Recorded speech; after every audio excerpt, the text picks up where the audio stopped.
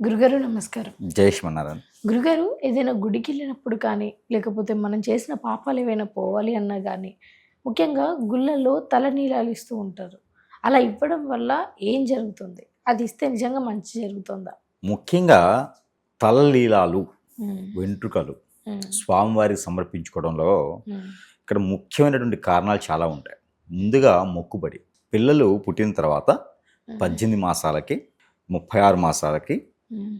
లేదా 5 సంవత్సరాలకి ఇలాగా మొక్కుబడి ప్రకారంగా పిల్లలకి తలలీలాలు అనేది స్వామివారికి సమర్పించుకుంటూ ఉంటారు. వివిధ రాష్ట్రాల్లోనే కాదు, హ్మ్. యావత్ భారతదేశంలో కూడా ఎన్నో రాష్ట్రాలున్న వారి వారి ప్రసిద్ధి చెందిన ఆలయాల వద్దన వారి వారి అమ్మవారి స్వామివారికి మొక్కుంటారు. పిల్లలకి తలలీలా సమర్పించుకుంటామని ఇక్కడ ఒకటి మొక్కుబడి ప్రకారంగా ఇస్తూ ఉంటారు. అసలు ముఖ్యమైనటువంటి ఒక విషయం ఏంటంటే హ్మ్. తలలీలాలు అనుకోండి, ఎవరికైనా సరే ఇస్తే మళ్ళీ వస్తాయి. అవి ఏదో కాళ్ళలో చేతిలో ఇచ్చామనుకోండి తిరిగి రావు. హ్మ్. ఎప్పుడైనా సరే మన ప్రజలు మళ్ళీ తిరిగి వచ్చే వాటినే మొక్కుంటారు, హ్మ్.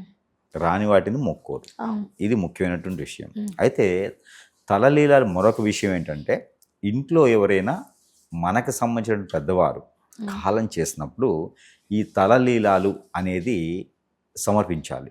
హ్మ్. 11 రోజు, 9 రోజు, 15 రోజు, 16 రోజు ఇలా ఉంటుంది. వారి వారి ఇంటి ఆచార ప్రకారంగా, ప్రాంతీయ ఆచార ప్రకారంగా అక్కడ కార్యక్రమం చేయడానికి, తంతు చేయడానికి, కార్యక్రమం చేయడానికి, ఆ చెడు కార్యక్రమాలు పూర్తి నిర్వచనం చేసుకోవడానికి తలలీల అనేది ఇవ్వడం జరుగుతుంది.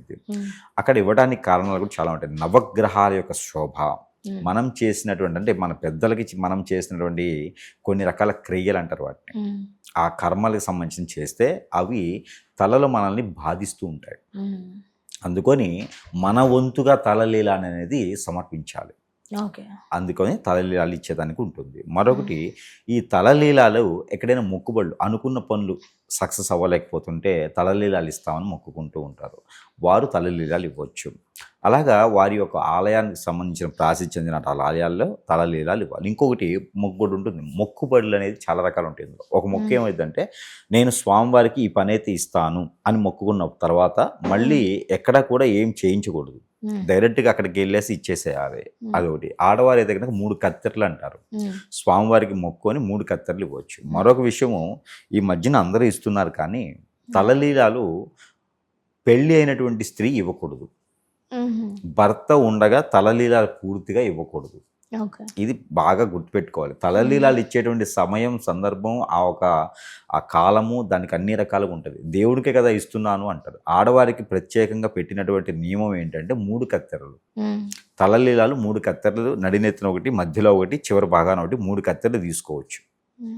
అక్కడ స్వామివారు కూడా అదే చెప్తారు. ఇది వేదాల్లో కూడా ఉంటుంది. అలానే ఇక్కడ మొక్కుబడి ఉండేసి ప్రతి ఒక్కరు వెళ్ళేసి అక్కడ కూర్చొనేసి తలలీలాలు ఇస్తామని చెప్పేసి అని గుండ్లు చేయించుకోకూడదు. అలా చేయించడం ద్వారా అపమృత్యు దోషం, అప్పులు పాలవుతారు, భర్త ఇబ్బంది పడతారు, భర్తకి భంగపాటు అవుతుంది, గండం ఏర్పడుతుంది, లేనిపోయినటువంటి రోగాలకి, నొప్పులకి ఎక్కువ బాధపడాల్సి వస్తుంది, గోడుతో పోయేదానికి గుడ్డలా తీసుకెళ్లాల్సి వస్తుంది. కాబట్టి పెళ్ళైనటువంటి పుణ్యస్త్రీలు ఎవరైతే ఉంటారో వారు భర్త ఉండగా తలలీలాలు ఇవ్వటం అనేది అనాగరికం. అది చెయ్యకూడదు. ఇది ధర్మంలో లేదు, ఇది నీతి కాదు. ఇక చిన్నపిల్లలు కావచ్చు, పెద్దవారు కావచ్చు, తలలీలాలు ఇవ్వచ్చు. మరొక విషయం, పెళ్ళి అయిన తర్వాత ఒక 18 మాసాల పాటు మగవారు కూడా తలలీలాలు ఇవ్వకూడదు. ఇదొకటి. ఈ బాగా గుర్తుపెట్టుకోవాలి. మొక్కుబడి ఉంది కదండి, చెల్లి ఇచ్చేసుకుంటే అయిపోతుంది కదా అంటే అవ్వదు. అట్లాగా అలా ఇవ్వడానికి అర్హత లేదు. ఎందుకంటే దానివల్ల ఇబ్బంది పడుతూ ఉంటారు. అలానే చాలామంది ముక్కు పుడకలు కుట్టించుకుంటూ ఉంటారు కదా. దీంతోపాటు ఆడవారు కానీ మగవారు కానీ చెవులు కానీ ముక్కులు కానీ కుట్టించుకోవాలంటే పెళ్ళి అయ్యుతుంది అనగా కుట్టించుకోకూడదు, పెళ్ళి కుదిరింది అనగా కుట్టించుకోకూడదు, పెళ్ళి అయిన తర్వాత 36 మాసాలు కుట్టించుకోకూడదు. భార్యాభర్తల మధ్యన గొడవలు అవుతాయి, విడిపోతారు, ఆర్థికపరమైన ఇబ్బందులు ఉంటాయి. అలానే వీరింట్లో ఎంత కొట్టుకున్నా తిట్టుకున్నా కూడా ఒక కుటుంబంగా ఉండలేరు, చెట్టుకోలు గుట్టుకోలు అవుతూ ఉంటారు. కాబట్టి ఇలాంటి చిన్న చిన్న సూక్ష్మమైనవి చేయకూడదు.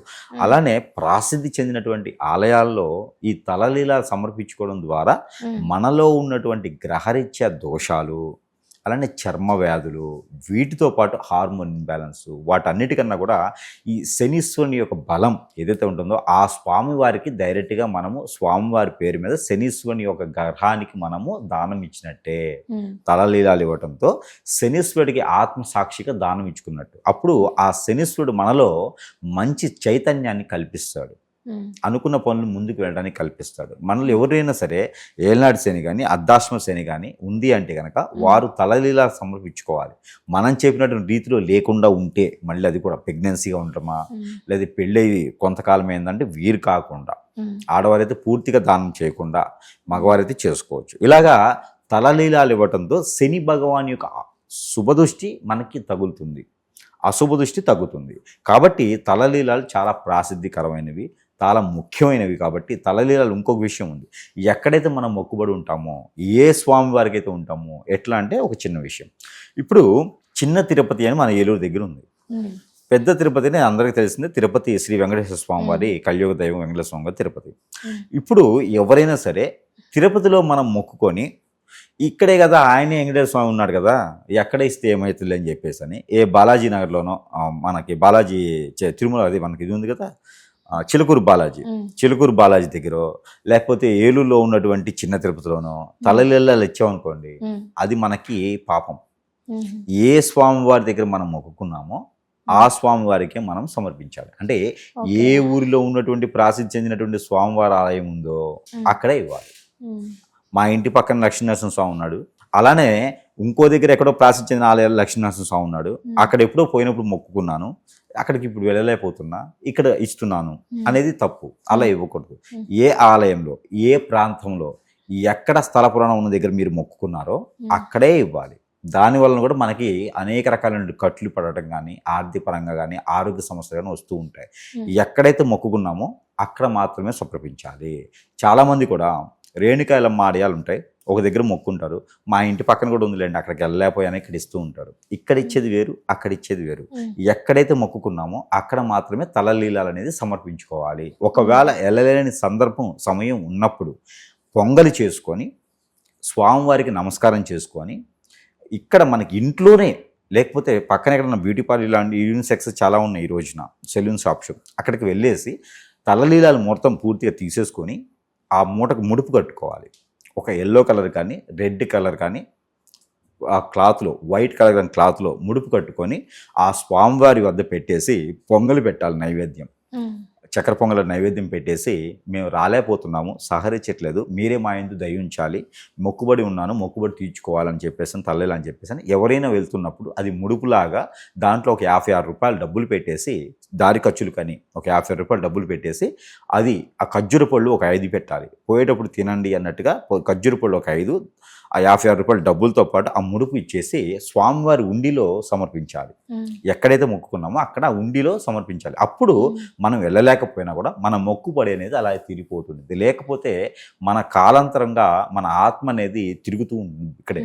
కాబట్టి మనం ఏదైతే మాట ఇచ్చున్నామో ఆ మాట ప్రకారంగా మొక్కుబడి చెల్లించాల్సిందే. ఆ మొక్కుబడి కోసం కూడా మళ్ళీ భూమి మీదకి రావాల్సి వస్తుంది.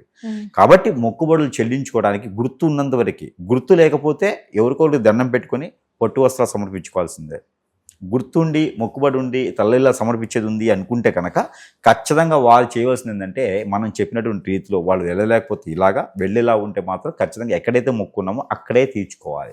ఇలాంటి చేస్తే మాత్రమే వారికి మంచి జరిగేదానికి అవకాశం ఉంటుంది. లేకపోతే వారే కట్లు పడిపోతాయి, అనేక రకాలైన అనేజీకి ఇబ్బంది పడుతూ ఉంటారు, ఏ పని ముందుకు వెళ్ళదు, తీర్చినా కూడా ఉపయోగం ఉండదు. కాబట్టి తలలీల చాలా ప్రాసిద్ధి కాదు, చాలా ముఖ్యమైనటువంటి ఘట్టం మనిషి జీవితంలో. గురుగారు ధన్యవాదాలు.